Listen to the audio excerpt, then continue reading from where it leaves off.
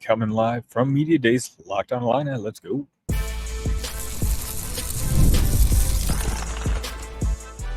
You are Locked On Illini, your daily podcast on the Illinois Fighting Illini. Part of the Locked On Podcast Network, your team every day. Welcome to a special live from Lucas Oil Stadium edition of Locked On Illini. I'm going to try to hide this glare with my big old head, so I apologize if the camera work isn't the best, but there's no good angles here at this football stadium, which, by the way, first time I'm ever stepping foot on a football stadium. So again, I have you guys to thank. Thank you so much.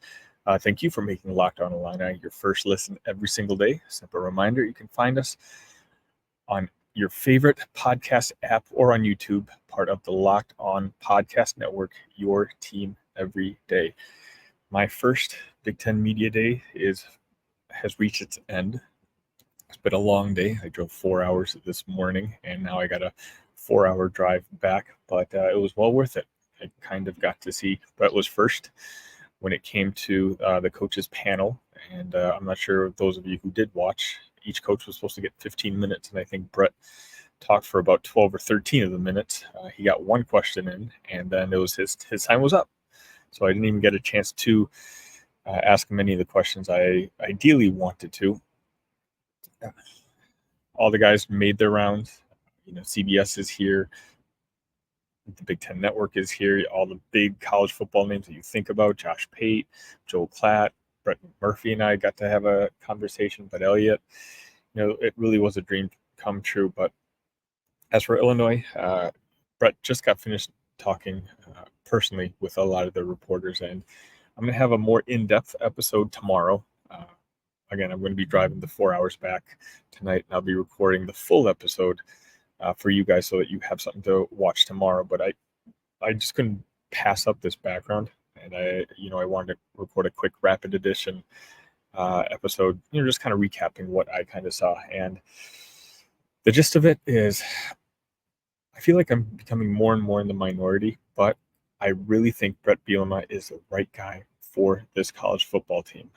He spent the better part of his individual session with media just talking about coaching and how much he truly enjoys the sport and how he gets so much from it. He talked about Art Sikowski. Art obviously had one more year as a quarterback, and Brett wanted to keep him on for another year. But, Art really knew that his future was going to eventually be in coaching. And so Brett had him on as a student coach. He had to go through some waiver process with the NCAA. And, then once Art did end up graduating, he brought Art on as a graduate assistant. And, because of the transition going on this past offseason, Art was able to go out and, recruit a little bit, which brought him some good experience. This seems like a Brett staple when it comes to the Big Ten Media Days, but he just talks about how he's very careful about picking the three guys every single year that show up at Big Ten Media Day. And he was telling him, the type of conversations he has, because basically Brett drives the three guys, from Champaign to Indianapolis, and just goes back and forth with all the potential questions and conversations, that reporters might ask. Some are easy, some range to be a little bit more difficult, but he just wants his players to be prepared. And, he talked about how he told all his players that, today there's going to be 54 players there, 18 teams sending 3 players. You're 54 of the best Big Ten players in the country, and you are amongst them. And so with that comes responsibility to not only represent yourself, but to represent the university, represent the team. And again, it gives you an idea of why folks like to play for Brett Bielema. He's a guy who he connects with everybody. I'm telling you, I got to shake his hand earlier today, and later on, I must have seen him 20, 25 minutes later. He remembered my name, all that fun stuff. It's just, it was a surreal.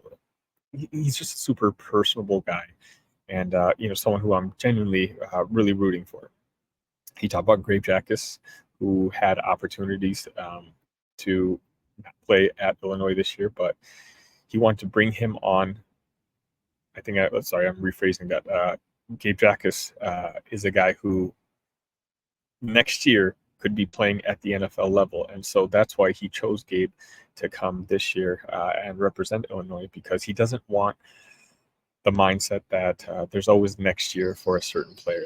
If a player deserves to represent Illinois at Big Ten Media Day, he wants to give them that opportunity, because who knows what happens next year. This could be Gabe's last season in college football, and so he wants to give him that opportunity to go up there and really be the focus and the highlight that he deserves to be. We had the Zachary Franklin issue come up again, and I believe we've talked about this before, but he wanted to come a couple seasons ago, but unfortunately, with the way the University of Illinois' transfer credits work, it's just very, very hard to bring in players who are nearing the end of their college academic career. Either they don't have enough credits for their graduate school, or if they decide to transfer here, they lose a substantial amount, which makes it almost not worth it for said player. But Zachary did end up graduating, and so that's why he'll be lacing it up in Champaign. Now I'm going to try to wrap this up, because again, the lights are slowly starting to shut off. He addressed again, I don't know why, it seems to happen all the time with him randomly, but someone, again, I think must have been one of the Iowa guys, asked him about the Cyberhawk tattoo. Get over it. I don't know if it's just one of those things where they like to continue ribbing it in, but Brett did have a funny story talking about when he got hired here at Illinois. One of the players saw the tattoo and was like, "Oh, wow, you already got the Illinois tattoo, huh?" And Brett just kind of paused for a second. Like, "Yeah, I got the Illinois tattoo." And apparently the player didn't see the Cyberhawk aspect of it, and Brett did make a little joke saying said player wasn't exactly one of the better academic players he's had on his team. But speaking of which, he did talk about how proud he is of his academic career when it comes to producing football players. Whether it was at Wisconsin or here now at Illinois, he really prides himself on that aspect, and he talks about how he makes it a big part of his recruiting pitch, not just to the players, but that's the type of thing that resonates to a recruit's parents.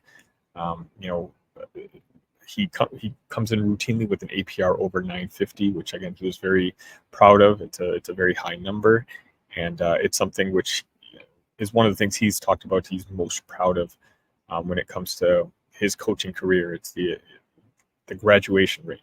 He's always had a very high rate. Let's see what else we got here. Schedule-wise, he's super excited.